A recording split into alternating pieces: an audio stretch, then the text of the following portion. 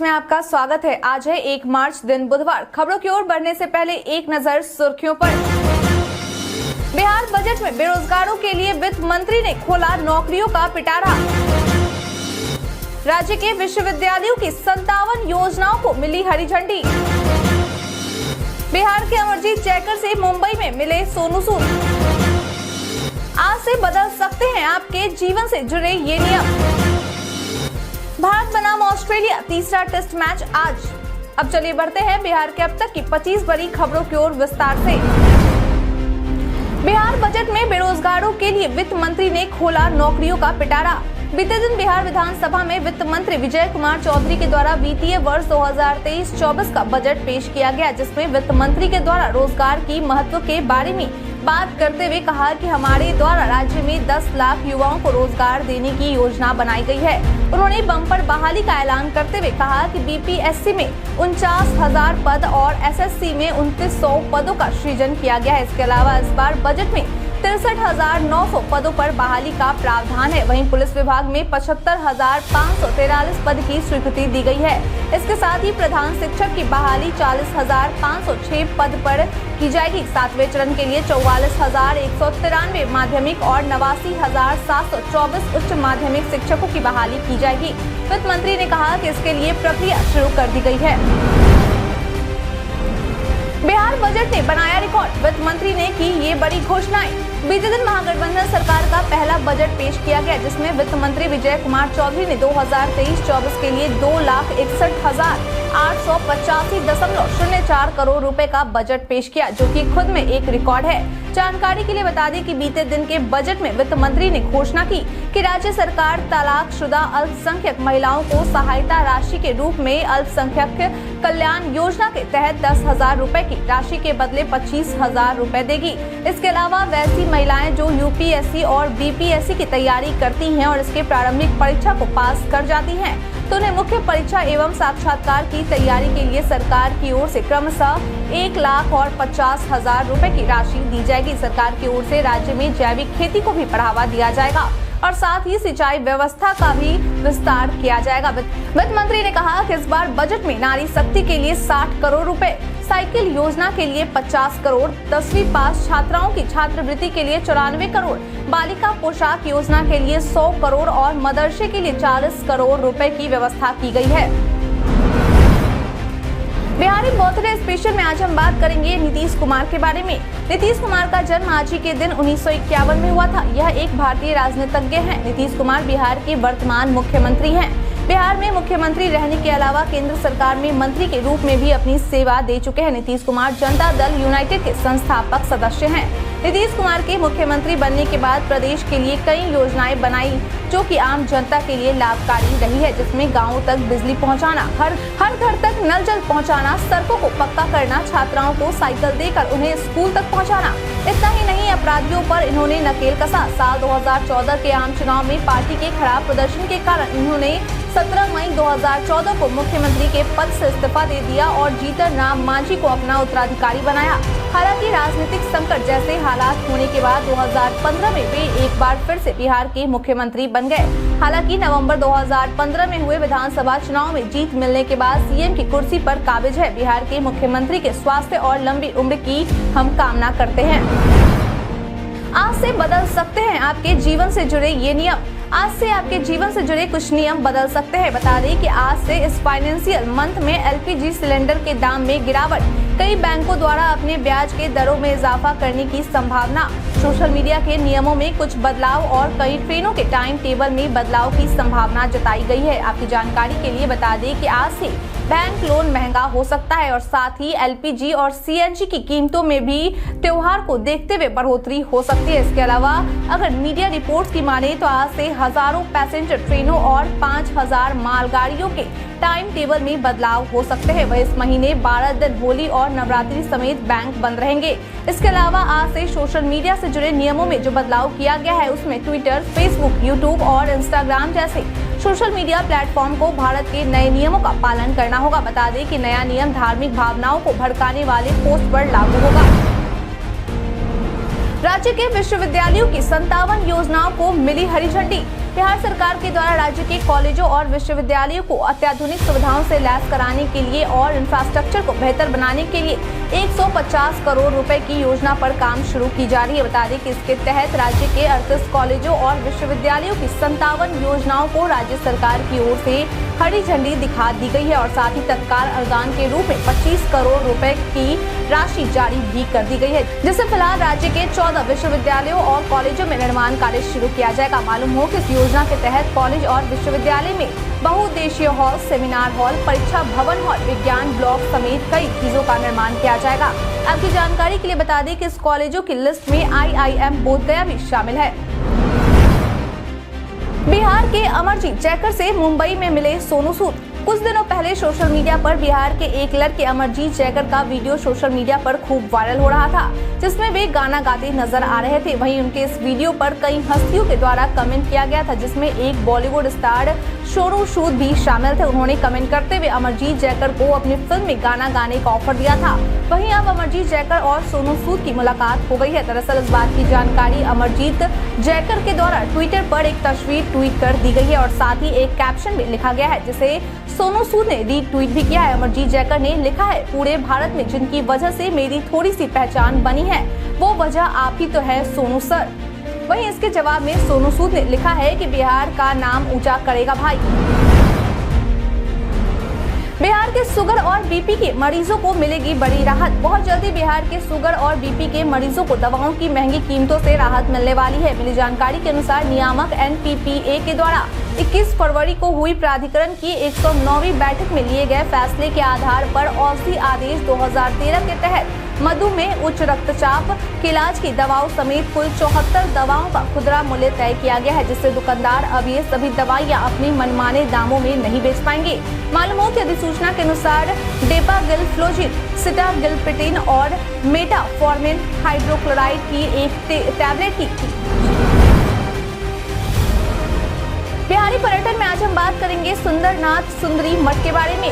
सुंदरनाथ सुंदरी मठ में नेपाल की सीमा के पास भारतीय राज्य बिहार के कुर्साकांटा अररिया में स्थित भगवान शिव का एक मंदिर है। यहाँ दक्षिण नेपाल और उत्तर बिहार के लोग हिंदू भगवान शिव की पूजा करते हैं। प्रत्येक पूर्णिमा को हजारों भक्त इस स्थान पर आते हैं, भगवान शिव की पूजा करते हैं। बता दें कि मकर मेला हर साल मकर संक्रांति के पहले रविवार से शुरू होकर महीने के अगले चौथे या 5वें रविवार तक चलता है। मालधारी व्यापार और सांस्कृतिक आदान प्रदान के लिए महत्वपूर्ण है। यह महाशिवरात्रि से शुरू होता है और यह 15 से 20 दिनों तक चलता है। भारत और नेपाल से भी हजारों श्रद्धालु उस स्थान के दर्शन के लिए आते हैं।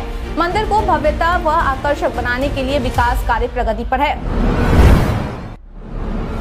बजट में बिहार के स्वास्थ्य व्यवस्था पर दिया गया जोर। बिहार के लोगों को स्वास्थ्य के क्षेत्र में और भी सुविधा मुहैया कराई जा सके, इसके लिए बीते दिन के बजट सत्र में स्वास्थ्य व्यवस्था पर खूब जोर दिया गया है। बता दें कि वित्त मंत्री विजय कुमार चौधरी के द्वारा बजट पेश करते हुए स्वास्थ्य के क्षेत्र में खास ध्यान दिया गया है। मालूम हो कि बजट में PMCH के विस्तार के लिए 5,540 करोड़ रुपए का प्रावधान किया गया है। इसके साथ ही अब राज्य के 21 सदर अस्पताल को मॉडल अस्पताल बनाने की कवायद शुरू की जाएगी। इसके अलावा इस बजट में यह भी निर्णय लिया गया है कि राज्य में गाँव में टेलीमेडिसिन की भी सुविधा शुरू की जाएगी और साथ ही बिहार के 9 जिलों में मेडिकल कॉलेज का निर्माण करवाया जाएगा। बिहार के अलग अलग जिलों में सड़क पर सेविका सहायिका ने किया प्रदर्शन। बीते दिन बिहार के अलग अलग जिलों के साथ मोतिहारी में हजारों की संख्या में आंगनबाड़ी सेविका और सेविकाओं के द्वारा आक्रोश मार्च निकाला गया और सड़क जाम कर जमकर हंगामा किया गया। बता दें कि इस दौरान सैकड़ों आंगनबाड़ी सेविका और सेविकाओं के द्वारा जेल भरो अभियान के तहत अपनी गिरफ्तारी भी दी गई है। दरअसल इन आंगनबाड़ी सेविका और सेविकाओं का कहना है कि मुख्यमंत्री नीतीश कुमार और उप मुख्यमंत्री तेजस्वी यादव के द्वारा इन्हें धोखा दिया गया। उन्होंने कहा था कि वे वेतन में बढ़ोतरी करेंगे और इसका आश्वासन भी दिया था, लेकिन उन्होंने ऐसा नहीं किया, जिस वजह से उन्हें यह आंदोलन करना पड़ रहा है। मालूम हो कि आंगनबाड़ी सेविका और सेविकाओं का कहना है कि उन्हें दिन रात काम करने के बाद मात्र 5,950 रुपए मिलते हैं, जिससे उनके लिए परिवार का पालन पोषण करना मुश्किल हो रहा है। उन्होंने कहा कि अगर नीतीश कुमार हमारी मांगों को पूरा नहीं करते हैं तो आने वाले 15 मार्च को हम पटना में भी रैली करेंगे। बिहार में बदलाव के दौर से गुजर रहा मौसम। बिहार में मौसम लगातार बदलाव के दौर से गुजर रहा है। एक तरफ जहां दिन में गर्मी का एहसास होता है तो वहीं सुबह के वक्त थोड़ी ठंडी का एहसास होता है। मौसम विभाग के मुताबिक आने वाले दिनों में तापमान में बदलाव और शुष्क वातावरण की स्थिति बनी रहेगी। होली के दौरान भी सुबह शाम शुष्क वातावरण रहेगा। खास तौर से रात और सुबह के समय तो हल्की ठंड का असर अभी भी बना ही है। हालांकि दिन में जिस तरह से ज्यादातर जिलों में तापमान ऊपर जा रहा है उससे यह लग रहा है कि गर्मी ने दस्तक दे दी है। पटना मौसम विज्ञान केंद्र के मुताबिक सूबे में अगले कुछ दिन मौसम शुष्क बना रहेगा। दिन में धूप होगी लेकिन रात में ठंडी हवा से तापमान में गिरावट नजर आएगी। मौसम विभाग के मुताबिक अगले कुछ दिन तापमान में उतार चढ़ाव देखने को मिल सकता है। हालांकि मौसम पूरी तरह से सामान्य बना रहेगा। इस दिन होगा नवीन परिवहन का उद्घाटन। बिहार की राजधानी पटना के फुलवारी शरीफ में तैयार किए गए परिवहन परिसर का जल्द ही उद्घाटन होने वाला है। बता दें कि इसका उद्घाटन 20 मार्च को किया जाएगा। इसके लिए मुख्यमंत्री नीतीश कुमार से समय भी मांगा गया है, यानी कि 20 मार्च से पटना वासियों को एक ही छत के नीचे डीएल परमिट, पब्लिक ट्रांसपोर्ट सुविधा, आरसी कार्ड समेत अन्य परिवहन संबंधी सारी सुविधाएं मिलने लगेंगी। आपकी जानकारी के लिए बता दें कि इस परिसर का निर्माण फुलवारी शरीफ जेल के बगल में किया गया है, जो बेली रोड और फुलवारी शरीफ एनएच के पास है। भवन निर्माण विभाग के सचिव कुमार रवि के द्वारा दी गई जानकारी के अनुसार फिलहाल इस परिसर का निर्माण कार्य पूरा हो चुका है। वहीं इस परिसर को भवन निर्माण विभाग के द्वारा 2 सप्ताह के अंदर परिवहन विभाग को सौंप दिया जाएगा।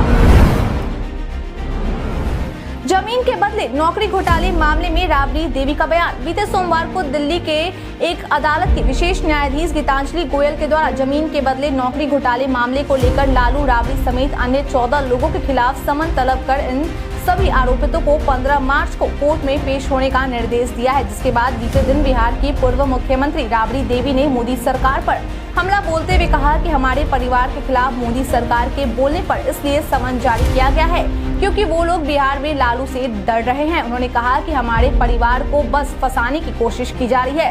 इस तरह के मामले को लेकर हमारे परिवार को पिछले 30 सालों से परेशान किया जा रहा है, लेकिन हम डरेंगे नहीं और जैसे अभी झेल रहे हैं वैसे ही आगे भी झेलेंगे। राबड़ी देवी ने कहा कि मोदी सरकार हमें बांधना चाहती है, लेकिन हम बंधने और डरने वालों से नहीं है। विधानसभा में विजय सिन्हा ने लगाया तेजस्वी यादव पर निशाना। मंगलवार यानी कि बीते दिन विधानसभा में नेता प्रतिपक्ष विजय कुमार सिन्हा के द्वारा उप मुख्यमंत्री तेजस्वी यादव पर निशाना साधते हुए कहा कि हमने हमेशा 2 नावों की सवारी की बात सुनी थी, लेकिन तेजस्वी यादव तो एक साथ 5 नावों की सवारी पर है। उन्होंने कहा कि क्या आपके दल में कोई अन्य लोग योग्य नहीं है जो विभागों को संभाल सके और 5 नावों की सवारी करने को आप मजबूर न हो। इसके साथ ही उन्होंने मेडिकल कॉलेज की बदहाल स्थिति पर सवाल खड़ा किया। उन्होंने कहा कि अगर तेजस्वी यादव को लगता है कि पुरानी सरकार में भाजपा के पास जो विभाग था वहां किसी भी प्रकार की अनियमितता हुई थी तो तेजस्वी यादव इसकी जांच कर ले। वहीं विजय सिन्हा के इस बात पर कटाक्ष करते हुए तेजस्वी यादव ने कहा कि जब 2015 में बिहार में महागठबंधन की सरकार बनी थी और फिर एनडीए की सरकार आई थी तो क्या उन्होंने विभागों की जांच करवाई थी? अगर करवाई होती तो उन्हें मालूम होता कि हम लोग अनियमितता नहीं करते। उपेंद्र कुशवाहा की यात्रा को लेकर जल संसाधन मंत्री का बयान। बीते दिन से उपेंद्र कुशवाहा की विरासत बचाओ नमन यात्रा की शुरुआत हो गई है। वहीं इनकी इस यात्रा को लेकर बिहार सरकार के लघु जल संसाधन विभाग के मंत्री जयंत राज ने बेतिया सर्किट हाउस में एक प्रेस कॉन्फ्रेंस आयोजित कर उपेंद्र कुशवाहा पर निशाना साधते हुए कहा कि उपेंद्र कुशवाहा बराबर पार्टी में आते हैं और बराबर पार्टी से चले जाते हैं। उन्होंने कहा कि अब तक उपेंद्र कुशवाहा ने अपने जीवन में 9 बार चुनाव लड़ा है, लेकिन उन्हें इन चुनावों में जीत सिर्फ 2 बार मिली है। उन्होंने कहा कि उपेंद्र कुशवाहा अब उन्हें लोगों के पास चले गए हैं और उनमें मिल गए हैं जो सम्राट अशोक की बुराई करते थे। उनकी वजह से पहले भी हम लोगों को चुनाव में नुकसान पहुंचा है, लेकिन आज जब वह पार्टी छोड़कर गए हैं तो उनके साथ जाने वालों में वे सभी लोग शामिल नहीं है जो उनके साथ आए थे। उपेंद्र कुशवाहा का अपना कोई जनाधार नहीं है। उन्होंने कहा कि अब उपेंद्र कुशवाहा के लिए जेडीयू के सभी रास्ते बंद हो गए हैं तो उनकी इस यात्रा से हमारा कुछ नुकसान नहीं हो सकता है। उनकी इस यात्रा का कोई मतलब ही नहीं बनता है। नमन यात्रा में उपेंद्र कुशवाहा ने सीएम नीतीश पर जमकर साधा निशाना। बीते दिन राष्ट्रीय लोक जनता दल के प्रमुख उपेंद्र कुशवाहा के द्वारा अपने विरासत बचाओ नमन यात्रा की शुरुआत पश्चिमी चंपारण के भितिहरवा गांधी आश्रम से राष्ट्रपिता महात्मा गांधी को फूल माला पहनाकर की। इस दौरान उन्होंने लोगों को संबोधित करते हुए बिहार के मुख्यमंत्री नीतीश कुमार पर जमकर निशाना साधा। उन्होंने कहा कि नीतीश कुमार ने यह प्रतिज्ञा कर लिया है कि वे बिहार को 15 वर्ष पुराना बिहार बनाकर ही छोड़ेंगे। उन्होंने कहा कि मुख्यमंत्री नीतीश कुमार केवल कानून बनाते हैं, जैसे उन्होंने शराबबंदी कानून बनाया लेकिन वह धरातल पर नहीं उतर पाई। उनके सिस्टम में नल जल के जैसा छेद है, जैसे टंकी में पानी रहते हुए भी पानी नल तक नहीं पहुंच पाती है क्योंकि रास्ते के पाइप में छेद होती है। ठीक वैसे ही नीतीश कुमार ने कानून तो बना दिया, लेकिन उसका लाभ प्रशासन उठा रहे हैं। नीतीश कुमार और लालू यादव बापू के आश्रम में आकर कसम खाए थे, लेकिन अब तक उन्होंने उस कसम को पूरा नहीं किया है। महागठबंधन की बजट पर सम्राट चौधरी की तीखी प्रतिक्रिया। बीते दिन बिहार बजट 2023-24 जारी किया गया, जिस पर बिहार विधान परिषद में नेता प्रतिपक्ष सम्राट चौधरी ने अपनी प्रतिक्रिया दी और कहा कि यह बजट पूरी तरह से दिशाहीन और डम्पोर जनसंख्यी घोषणाओं से भरा हुआ है। बजट में गांव, गरीब और बेरोजगारों की घोर उपेक्षा की गई है और यह बजट बेरोजगारों की आशाओं और उम्मीदों पर पानी फेरने वाला है। उन्होंने कहा कि बजट में किसान, गरीब, गांव और मजदूरों के लिए कोई भी प्रभावकारी योजना नहीं दिख रही है। वहीं युवाओं को एक बार फिर से 10 लाख रोजगार का झुंझुना पकड़ा दिया गया है। बजट एक बार फिर सरकार की निर्भरता केंद्रीय करों में राज्यों की हिस्सेदारी और कर्जों की उगाही जाने वाली राशि पर टिका है। सम्राट चौधरी ने कहा कि राज्य सरकार के द्वारा जितनी भी घोषणाएं बजट में की गई है वह बस मूल समस्याओं से ध्यान भटकाने के लिए की गई है। इस बजट से यह तो स्पष्ट है कि सरकार की प्राथमिकता विकास नहीं है। सुधाकर सिंह ने अपनी ही सरकार के बजट को लेकर कही ये बात। राजद विधायक और पूर्व कृषि मंत्री सुधाकर सिंह के द्वारा अपनी ही सरकार के द्वारा पेश किए गए बजट को लेकर बजट को 0 नंबर दिया है। दरअसल उन्होंने बजट को किसान विरोधी और निराशाजनक बताया। उन्होंने कहा कि इस बजट में किसानों के लिए कुछ नहीं है, कृषि को लेकर कोई गंभीरता ही नहीं दिखाई गई है। इस बजट में उन्होंने साफ तौर पर कहा है कि महागठबंधन सरकार के द्वारा पेश की गई यह बजट 0 बजट है। किसानों को जो इस बजट से उम्मीद थी वो पूरी नहीं हो सकी है। उन्होंने कहा कि यह बजट घोषणा पत्र के अनुरूप नहीं है। इसके साथ उन्होंने सरकार से मांग की है कि आने वाले समय में सरकार कृषि से जुड़े मुद्दे पर भी चर्चा करे, क्योंकि हमारे राज्य का 75% आबादी कृषि पर आश्रित है, लेकिन कृषि क्षेत्र को लेकर ही कोई बजट में कुछ पेश नहीं किया गया है। बिहार के शिक्षा मंत्री ने बताया रामचरितमानस को कचरा। कुछ महीनों पहले ही बिहार के शिक्षा मंत्री प्रोफेसर चंद्रशेखर के द्वारा रामचरितमानस को लेकर विवादित भरा बयान दिया गया था, जिसके बाद अब एक बार फिर उन्होंने रामचरितमानस पर अपनी टिप्पणी दे दी है। बता दें कि बीते दिन प्रोफेसर चंद्रशेखर के द्वारा उन लोगों को चुनौती दी गई है जो रामचरितमानस पर ज्ञान देते हैं। उन्होंने कहा कि रामचरितमानस पर ज्ञान बांटने वालों को मैं चुनौती देता हूं कि वह इस मुद्दे को विधानसभा में उठाएं। मैं इस बात पर बहस के लिए बिल्कुल तैयार हूं। उन्होंने कहा कि रामचरितमानस में जो कचरा है उसे हटाया जाए। पहले तो केवल रामचरितमानस के एक पंक्ति पर मैंने सवाल उठाया था, लेकिन अब दर्जनों पंक्तियों पर सवाल उठाऊंगा। इसमें ऐसे हजारों श्लोक है जिसमें गड़बड़ियां हैं। इन सभी गड़बड़ियों को हटा देना चाहिए। उन्होंने कहा कि जाति के नाम पर अपमानित करना बंद करो। वहीं इनके इस बयान पर जेडीयू विधायक ने करारा जवाब देते हुए कहा कि मैं डॉक्टर हूं और मैं बता रहा हूं कि शिक्षा मंत्री मेंटली डिसऑर्डर हो चुके हैं। धर्म ग्रंथ को लेकर बेतुका बयान देने वाला व्यक्ति निश्चित तौर पर किसी बीमारी का शिकार है। भारत बनाम ऑस्ट्रेलिया तीसरा टेस्ट मैच आज। भारत बनाम ऑस्ट्रेलिया बॉर्डर गावस्कर ट्रॉफी 2023 का तीसरा टेस्ट मैच आज यानी कि 1 मार्च को इंदौर के होलकर स्टेडियम में खेला जा रहा है। दोनों टीमों के लिए यह मैच काफी अहम है। रोहित शर्मा की अगुवाई वाली टीम इंडिया इस मैच को जीतकर लगातार दूसरी बार वर्ल्ड टेस्ट चैंपियनशिप फाइनल में पहुंचने के इरादे से उतरेगी, जबकि ऑस्ट्रेलिया इस मैच को जीतकर वापसी करना चाहेगी। शुरुआती दोनों टेस्ट मैचों में मेहमान टीम को हार का सामना करना पड़ा और वो 2-0 से पिछड़ रही है। भारतीय टीम अगर इस टेस्ट को जीत लेती है तो सीरीज पर भी कब्जा होगा। वर्ल्ड टेस्ट चैंपियनशिप 2023 फाइनल का भी टिकट मिलेगा। ऐसे में दोनों टीम अपनी बेस्ट प्लेइंग 11 के साथ मैदान में उतरना चाहेगी। भारतीय टीम की बात करें तो कप्तान रोहित शर्मा ने प्रेस कॉन्फ्रेंस में तो ओपनिंग जोड़ी को लेकर जवाब दिया। उनके बयान से तो यही लग रहा है कि केएल राहुल को एक मौका और दिया जा सकता है। हाँ, अगर तीसरे टेस्ट में भी वो फेल होते हैं तो उनका पत्ता कट सकता है। भारत के इतिहास में आज की तारीख है बेहद खास। भारतीय वैज्ञानिक सीवी रमन जी ने 1928 में प्रकाश के विवर्तन का अपना शोध दुनिया के सामने पेश किया था। राष्ट्रपति प्रतिभा पाटिल ने 2009 में चावला को अगले मुख्य चुनाव आयुक्त बनाने की घोषणा की। भारत के पूर्व प्रधानमंत्री मनमोहन सिंह ने 1 मार्च 2010 को अपनी सऊदी अरब यात्रा के दौरान दोनों देशों के बीच प्रत्यर्पण संधि की। इसके साथ ही विज्ञान, तकनीकी और व्यापार समेत कई क्षेत्रों में 10 हस्ताक्षर किए। भारत ने 1 मार्च 2010 के दिन ही हॉकी विश्व कप के पहले मैच में पाकिस्तान को हार की धूल चटाई। भारत ने पाक को इस मैच में 4-1 से हराया। 1 मार्च 1930 में भारत के मशहूर उद्योगपति राम प्रसाद गोयनका का जन्म हुआ था। 1983 में ओलंपिक और कॉमनवेल्थ गेम्स में महिला मुक्केबाजी के लिए पदक जीतने वाली पहली महिला बॉक्सर MC मैरी कॉम जी का जन्म हुआ था। 1951 में बिहार के वर्तमान मुख्यमंत्री और लोकप्रिय नेता नीतीश कुमार जी का जन्म हुआ था। बालखंड में आज हम बात करेंगे SBI योनो खाता के बारे में। सोशल मीडिया पर कई सूचनाएं वायरल होती है, लेकिन सभी सच हो ये जरूरी नहीं है। इसी कड़ी में आज हम बात करेंगे SBI योनो खाता के बारे में। दरअसल PIB ने अपने एक ट्वीट में लिखा है कि एक नकली संदेश प्रतिरूपण कर रहा है। @द ऑफिशियल SBI दावा करता है कि प्राप्तकर्ता का योनो खाता अवरुद्ध कर दिया गया है। PIB ने अपने ट्वीट में आगे लिखा है कि अपना बैंकिंग विवरण साझा करने के लिए कहने वाले ईमेल SMS का कभी भी जवाब न दे। यदि आपको ऐसा कोई संदेश प्राप्त होता है तो उसे तुरंत report.phishing@sbi.co.in पर रिपोर्ट करें। UIDAI ने आधार में जोड़ा एक और सेफ्टी फीचर। भारतीय विशिष्ट पहचान यानी कि UIDAI के द्वारा आधार के फिंगरप्रिंट ऑथेंटिकेशन और धोखाधड़ी का पता लगाने के लिए एक नया सुरक्षा तंत्र विकसित किया है। आर्टिफिशियल इंटेलिजेंस और मशीन लर्निंग आधारित नया सुरक्षा तंत्र अब कैप्चर किए गए फिंगरप्रिंट की वैधता की जांच करने के लिए फिंगर म्यूनिशिया और फिंगर इमेज जैसे टूल का एक साथ उपयोग कर रहा है। UIDAI ने एक बयान में कहा है कि फिंगरप्रिंट आधारित आधार ऑथेंटिकेशन के लिए नए सुरक्षा तंत्र की शुरुआत की जा रही है। UIDAI ने कहा है कि यह आधार प्रमाणीकरण लेन देन को और भी मजबूत और सुरक्षित बना रहा है। विज्ञप्ति में कहा गया है कि नया 2 फैक्टर लेयर ऑथेंटिकेशन फिंगरप्रिंट की वास्तविकता को प्रमाणित करने के लिए एड ऑन फीचर जोड़ रहा है ताकि धोखाधड़ी की आशंका को और कम किया जा सके।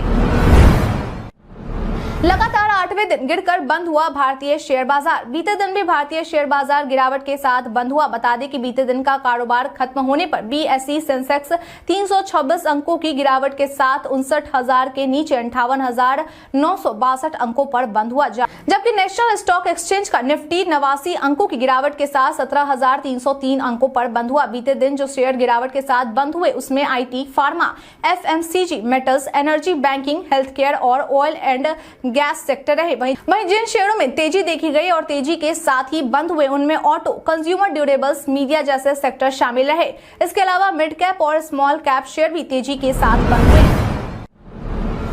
विज्ञान दिवस पर 38 जिलों के 1000 बच्चों ने बनाया मानव श्रृंखला। बीते दिन यानी कि मंगलवार को विज्ञान दिवस के मौके पर बिहार की राजधानी पटना में राज्य के 38 जिलों के 1000 मेधावी छात्रों के द्वारा मानव श्रृंखला बनाया गया। बता दें कि छात्रों के द्वारा यह श्रृंखला पटना स्थित गांधी मैदान JP गोलंबर के पास बनाया गया था। मालूम हो कि इससे पहले बच्चों के द्वारा एक साइंस रैली भी निकाली गई थी, जिसमें सबों के द्वारा विज्ञान को अपनाना है, अंधविश्वास हटाना है के नारे लगाए गए। आपकी जानकारी के लिए बता दें कि इसका आयोजन पटना के राज्य शिक्षा शोध एवं प्रशिक्षण परिषद, श्री कृष्ण विज्ञान केंद्र और साइंस फॉर सोसाइटी के सहयोग से किया गया, जिसमें मुख्य अतिथि के रूप में विधायक नितिन नवीन मौजूद रहे। मालूम हो कि बीते दिन हुए इस मानव श्रृंखला की थीम स्वास्थ्य और पर्यावरण था।